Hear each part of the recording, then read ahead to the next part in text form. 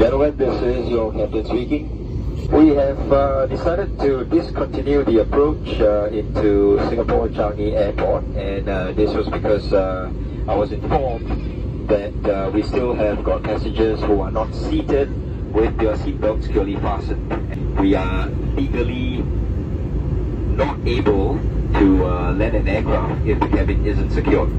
We are now turning around again for another approach, and if we have to do another misapproach for the same reason, the airport police will be involved, and they will take the necessary action. So may I remind all passengers once again, please be seated with your seatbelt securely fastened. Thank you. Ladies and gentlemen, we have been informed that the local authority will be boarding the aircraft. Please remain seated until the all is clear. Disembarkation will be commenced as soon as clearance is given. Thank you.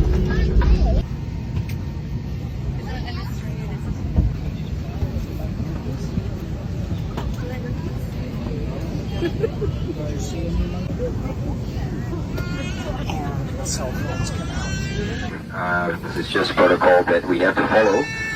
This is to ensure the safety of not just all the passengers, but for my fellow crew members as well. We do hope that you understand, and once again, sincerest apologies. Yeah.